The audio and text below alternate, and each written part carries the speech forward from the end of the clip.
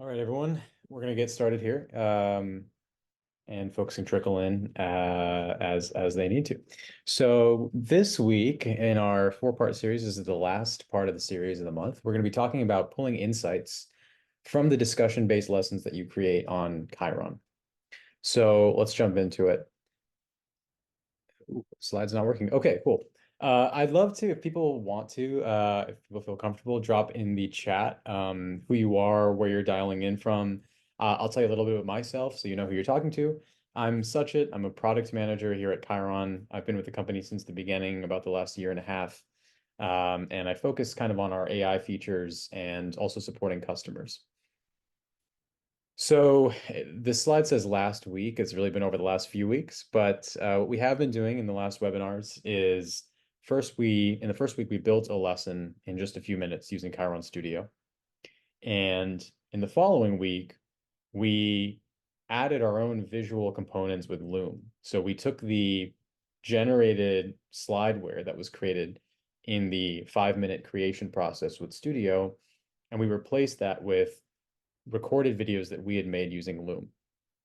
And then the last thing we did last week was we took static lesson plans and we turned those into interactive lessons. So we took existing materials, ingested that into Kyron Studio, and from that material created interactive lessons.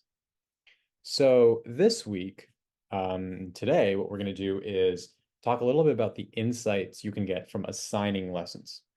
So that'll involve kind of like a couple different concepts, right? One is a concept in our app called misconceptions. So we'll talk a little bit about what that is. We'll talk about assignments. So how do you actually distribute a Chiron lesson to your students? And then we'll look at how those two concepts combine with the insights you can get from our teacher dashboard. So as an educator, when you assign a lesson, how can you look at the misconceptions that your students are falling into when they're using the lesson? So this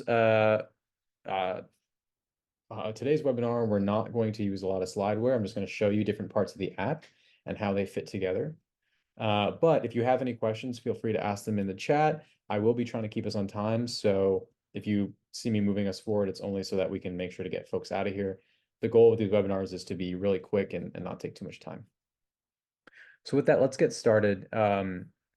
I want to start with that first concept we talk about, misconceptions. So I opened up Kyron Studio here, the editor for a lesson. Now we had looked at a lot of lessons generated and in this editor view in the last few weeks. So I'm going to assume that you kind of know what you're looking at here. This is the editor for a lesson that already exists. You have the list of sections over here. And for each section, you have the view of the lecture step and the knowledge check. Now, if you go a little deeper, we're changing the UI on this as we speak. So you may see a couple different buttons here, but this should generally work for you just in a matter of the next few days to weeks. You'll see the lesson settings button. If you click that, you'll see misconceptions here. This is one of the coolest features of our app, actually, and it's really resonating with a lot of educators. What we do is when you generate a lesson through Kyron Studio, we, behind the scenes, analyze the lesson and generate a list of potential misconceptions that a learner may have when taking this lesson. This lesson that we're looking at is a biology lesson on ecosystems and equilibrium. So it talks about adaptation, it talks about interdependencies between species in an ecosystem.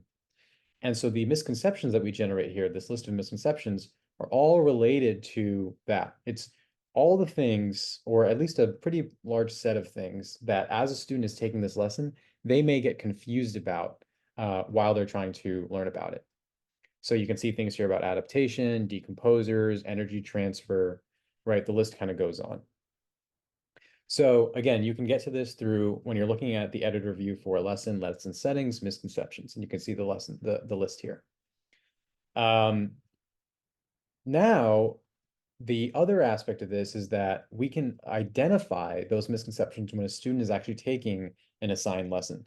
So let's talk a little bit about assignments. When you're looking, I'm now here in the Kyron Studio library view, and you're looking at a list of lessons that belongs to your organization.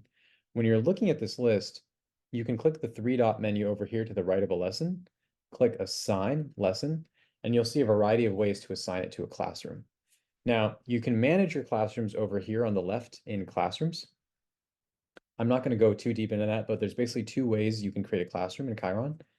One is you can just integrate directly with Google Classroom. So we can pull in your list of Google Classrooms and we can send assignments to your students there. The other way is you can just set up a classroom purely on Kyron, so you don't have to use Google Classroom. And you can assign student lessons to students there. And so you kind of have two options there, right? So let's say that you have a lesson like the one we were looking at on ecosystems and equilibrium. You want to assign it, you'll see some example ones that our team uses here. The Google Classroom ones have this little logo next to it, and if you click this publish assignment, it'll go create a assignment on Google Classroom. For Kyron classrooms, you just copy an assignment link, and then you can distribute that assignment link however you want. It's just a URL that you can put into your LMS or into an email to your students, however you'd like to distribute it. When your students open the assignment on Classroom or open the assignment link, they will start the lesson in the lesson player, just like anyone taking a Kyron lesson. And so they'll go through the lesson, and for instance here, they'll watch Welcome to Darwin's Finches. This lecture step about Darwin's finches. They will go through the questions. Okay, it's time for a question. They will actually interact as well. And so they might have different things they might say in their conversation with AI. I won't get too deep into this, but this is all that we've been looking at over the last few weeks in terms of the structure of a lesson. Now, when your students have taken a lesson, again, either through the Google Classroom link or the Kyron Classroom link, either one, they will show up in your Classrooms view. So once you open a Classrooms view for a classroom you created, you'll see the lessons that might have been taken by your students. If I click into this one, I get a report on all the students that have taken it, and I can see a few things here. So for each student, I can see whether they have finished the lesson or it's in progress. I can see how many days it took them or how much time it took them. This student took about an hour. This student took about 28 days from the time they opened the lesson to finishing it. And I can also see when they finished it. The other interesting thing about this view is you'll notice I have a student here with a red kind of warning sign. This generally means that the student said something to the AI that might have been inappropriate or sensitive. So we encourage you to take a look at the transcript to see what the student said.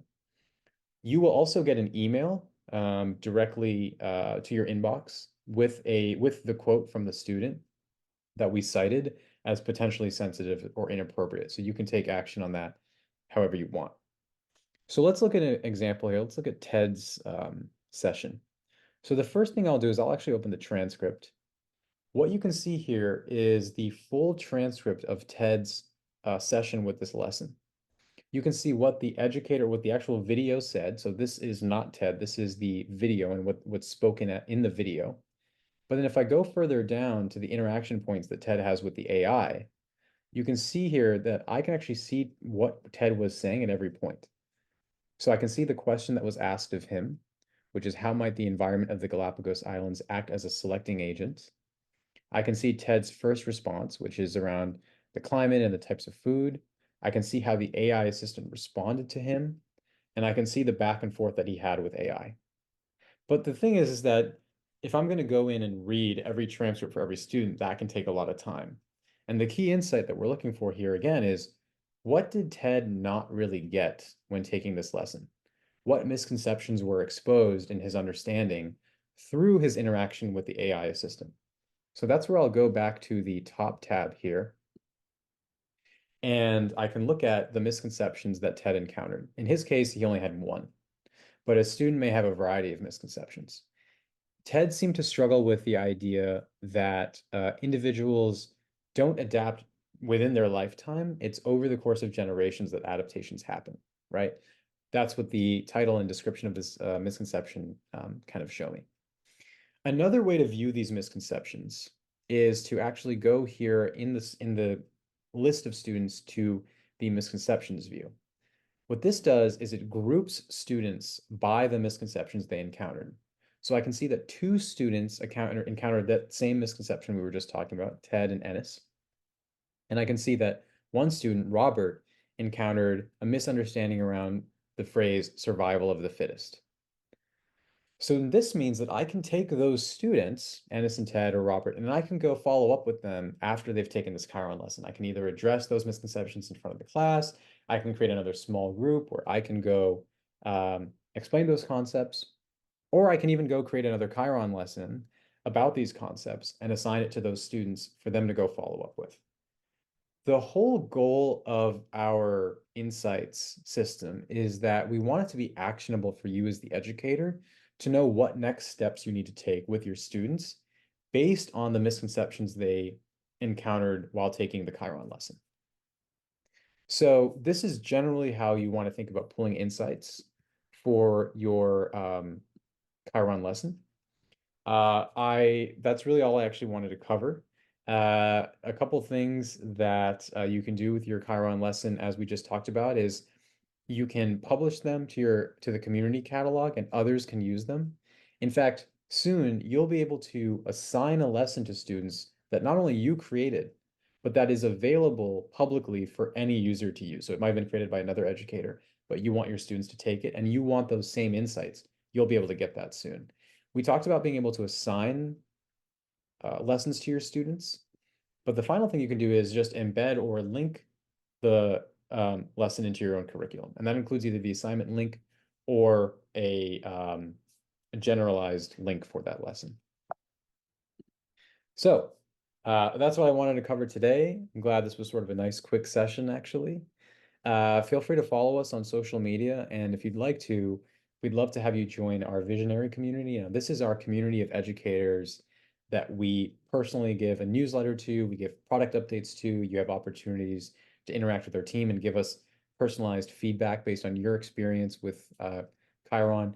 We've actually taken a lot of the feedback we've gotten from the visionaries and changed the product, including some of the things you saw today, based on that feedback. So thanks very much for joining. Now, if there are any questions, feel free to drop them here in the chat, and we'll see you all next time.